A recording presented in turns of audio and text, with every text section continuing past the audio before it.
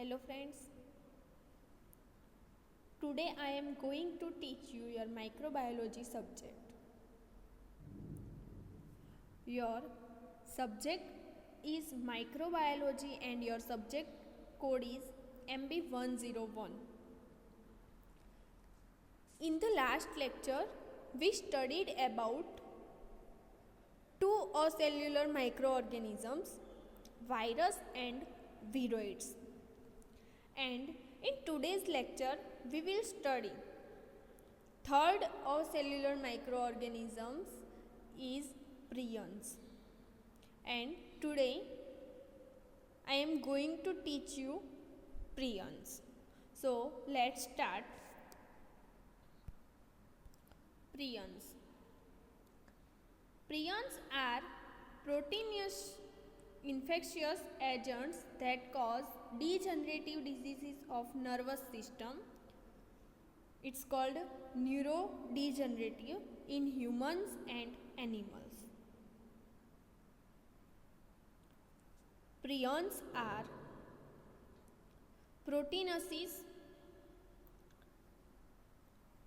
infectious agents that cause degenerative disease of nervous system called neurodegenerative in humans and animals. Prions are proteinous infectious agents that cause degenerative disease of nervous system neurodegenerative in humans and animals. Prions પ્રોટીનસીસ ચેપી એજન્ટો છે જે માનવી અને વનસ્પતિઓમાં nervous સિસ્ટમના degenerative રોગોનું કારણ બને છે. પ્રિયન્સ ચેપી એજન્ટો છે જે હ્યુમન્સ એટલે કે મનુષ્યોમાં અને એનિમલ્સ એટલે કે પ્રાણીઓમાં નર્વસ સિસ્ટમના ડીજનરેટિવ રોગોનું કારણ બને છે.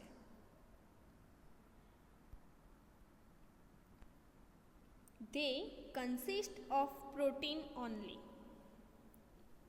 They consist of protein only. RNA or DNA are absent. તો તેમાં ફક્ત જે પ્રિયન્સ છે એની અંદર ફક્ત પ્રોટીન હોય છે. RNA અથવા DNA ગેરહાજર હોય છે. અગાઉ આપણે જે ભણ્યા કે વાયરસ અને વિરોઇડ્સ, તો વાયરસની અંદર આનુવંશિક પદાર્થ તરીકે કાં તો આરએનએ હતું કાં તો ડીએનએ હતું, જ્યારે વિરોઇડ્સની અંદર આરએનએ હતું, પ્રોટીન અને ડીએનએ ગેરહાજર હતું. આની અંદર શું હશે કે એકલું પ્રોટીન હોય છે, એની અંદર આરએનએ અને ડીએનએ ગેરહાજર હોય છે. The viroids can exist as infectious abnormally folded protein and as a normal cellular proteins.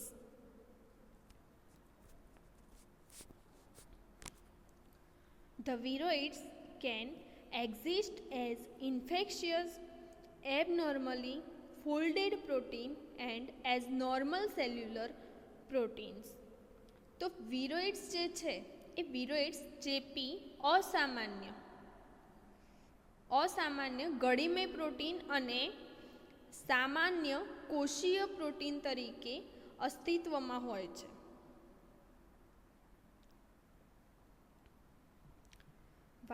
વિરોઇડ્સ જે છે એ અસામાન્ય ગળીમય પ્રોટીન અને સામાન્ય કોષીય પ્રોટીન તરીકે અસ્તિત્વમાં હોય છે. The diseases caused by prions are, તો પ્રિયન્સના કારણે થતા રોગો કયા છે જાણીએ. સ્કેબીઝ એટલે કે ખંજવાળ જે છે, ખંજવાળનો રોગ. હ્યુમન ડિઝીઝ કુરુ, તો મનુષ્યમાં થતો રોગ kuru. Bovine spongiform encephalopathy, short form BSE. Bovine spongiform encephalopathy. BSE or mad cow disease etc. Bovine spongiform encephalopathy અથવા મેડ કાઉ ડિઝીઝ એટલે કે પાગલ ગાયના રોગો અને ફટલ ફેમિલિયર ઇન્સોમનિયા તો જીવલેણ અનિદ્રા.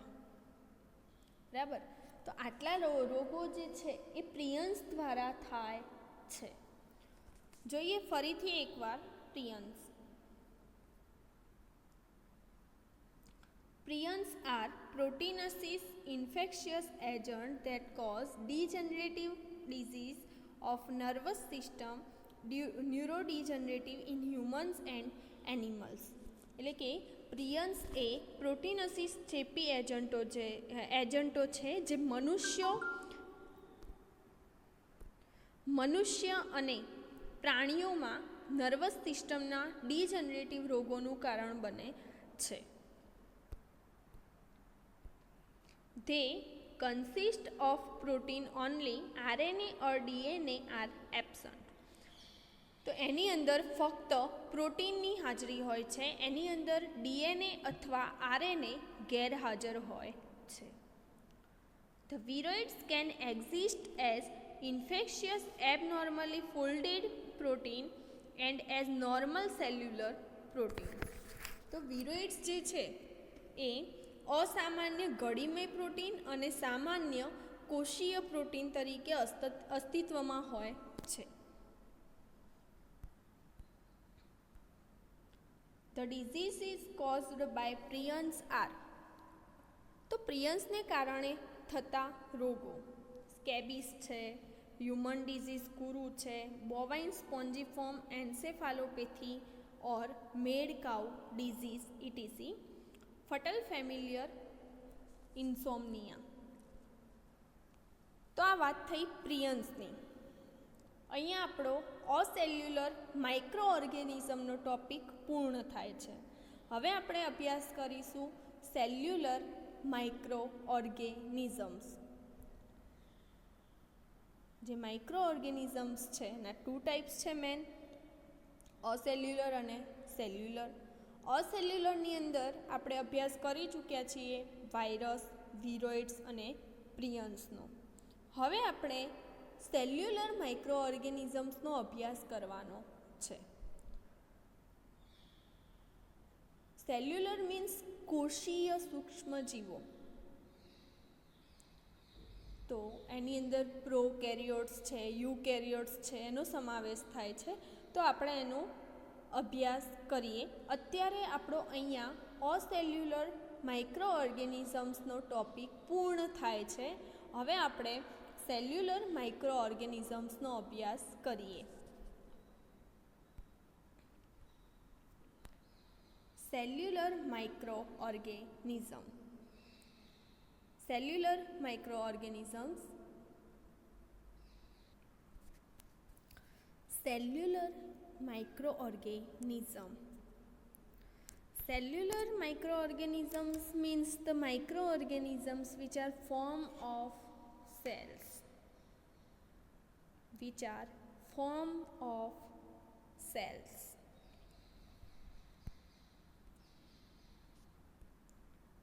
Introduction to prokaryotes. Introduction to prokaryotes. આદિ કોષ કેન્દ્રીનો પરિચય.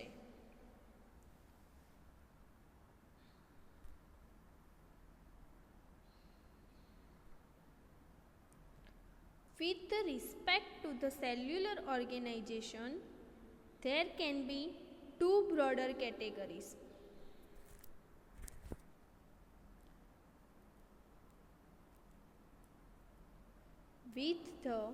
With respect to the cellular organization, there can be 2 broader categories: cellular and non-cellular or acellular microorganisms.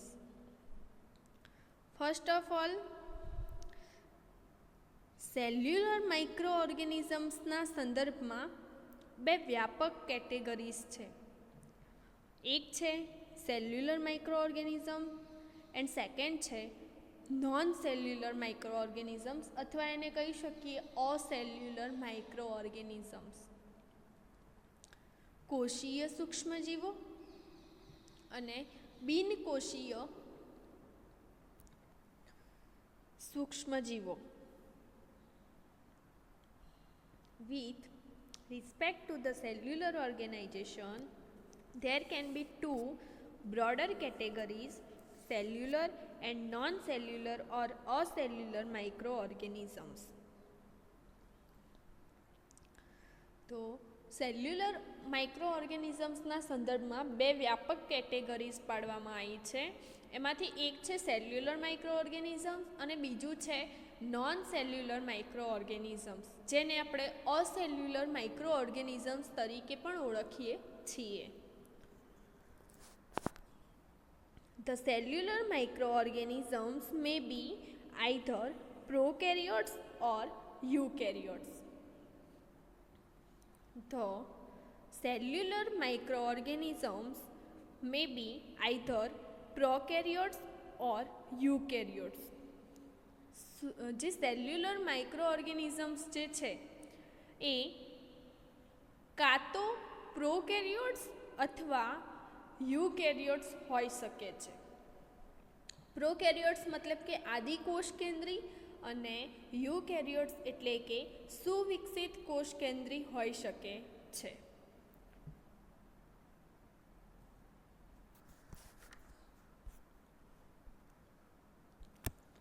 Whittaker classified these organisms.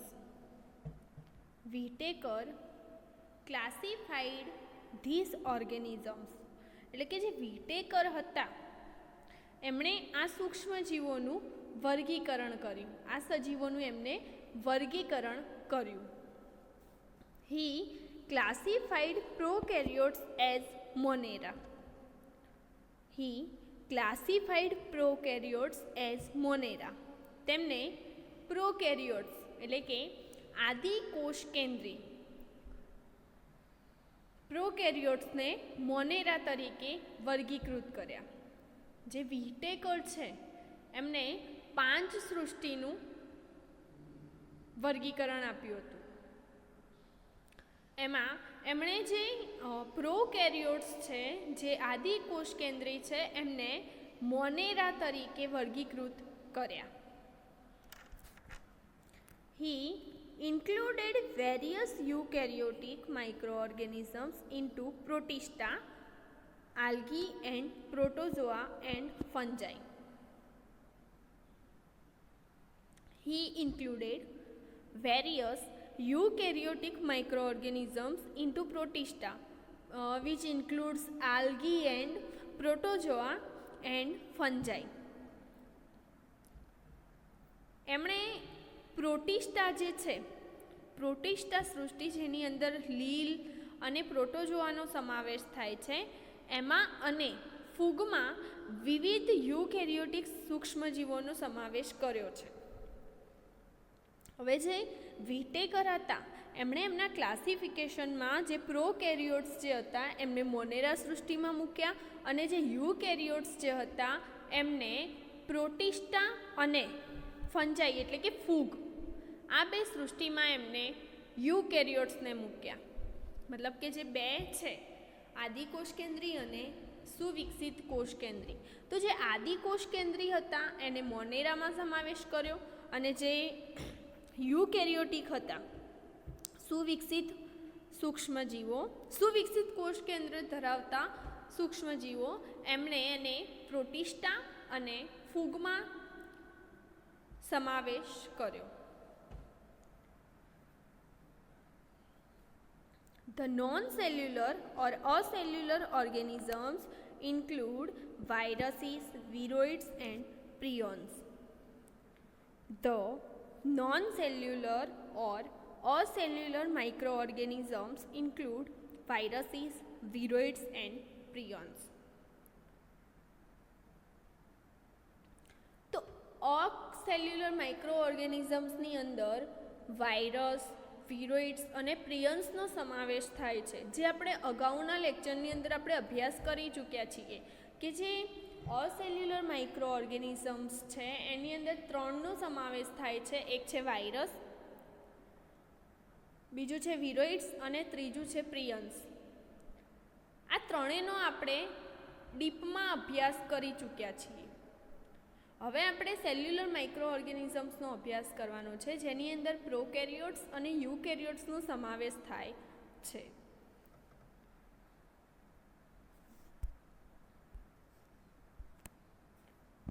Unicellular microorganisms with a very primitive type of cellular organization are referred to as prokaryotes.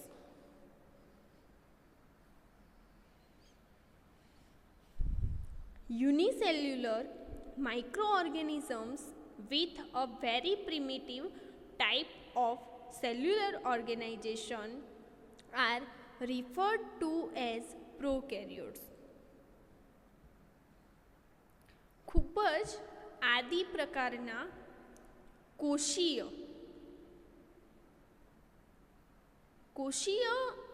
Organisation ધરાવતા એક કોષીય સૂક્ષ્મજીવોને prokaryotes તરીકે ઓળખવામાં આવે છે.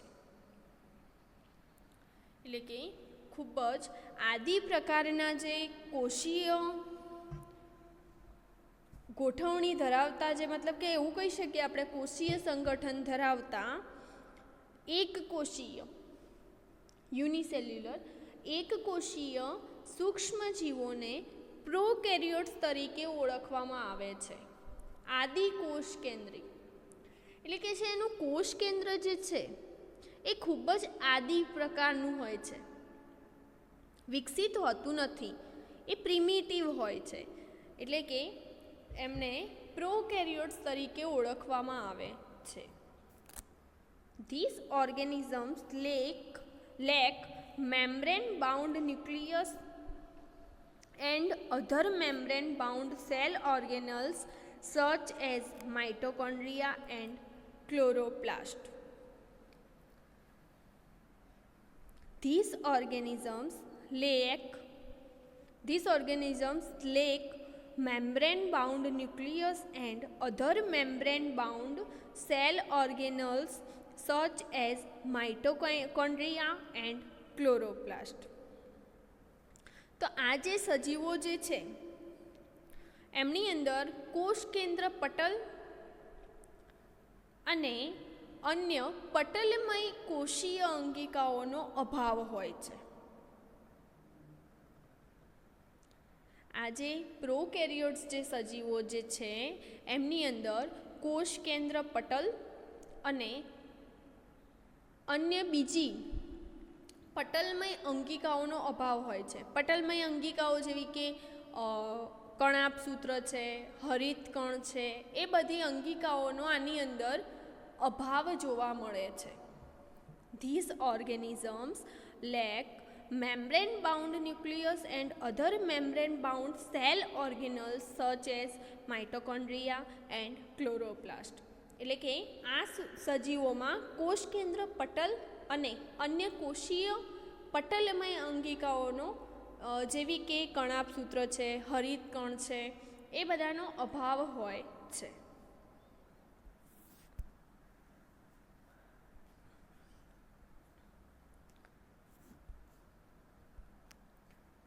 The word prokaryote has been originated from Greek word pro meaning primitive and karyon meaning nucleus.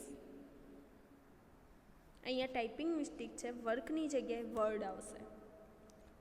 The word prokaryote has been originated from Greek word pro meaning primitive and karyon meaning nucleus. તો જે prokaryotic શબ્દ જે છે, પ્રોકેરિયોટ શબ્દ એ શેમાંથી આવ્યો છે? તો એ Greek શબ્દ પ્રો, જેનો અર્થ થાય છે આદિ પ્રકારનું, પ્રોનો અર્થ થાય છે આદિ પ્રકારનું, એન્ડ મીન્સ કે Greek word pro meaning primitive. Primitive એટલે કે ખૂબ જ આદિ પ્રકારનું, વિકસિત નહીં પરંતુ આદિ પ્રકારનું. એન્ડ કેરિયોન મિનિંગ ન્યુક્લિયસ, અને કેરિયોનનો અર્થ થાય છે કોષ કેન્દ્ર. Pro meaning primitive, karyon meaning nucleus એટલે કે આદિ કોષ કેન્દ્રી. ન્યુક્લિયસનો અર્થ થાય છે કોષ કેન્દ્ર, તો આદિ કોષ કેન્દ્રી. તો જે પ્રોકેરિયોટ શબ્દ જે છે, આદિ કોષ કેન્દ્રી શબ્દ જે છે એ બે ગ્રીક શબ્દમાંથી ઉદ્ભવ્યો છે. એક ગ્રીક શબ્દ છે પ્રો એન્ડ સેકન્ડ છે કેરિયોન. પ્રો મીન્સ પ્રિમિટિવ એટલે કે આદિ પ્રકારનું, એન્ડ કેરિયોન મીન્સ ન્યુક્લિયસ જેનો અર્થ થાય છે કોષ કેન્દ્ર.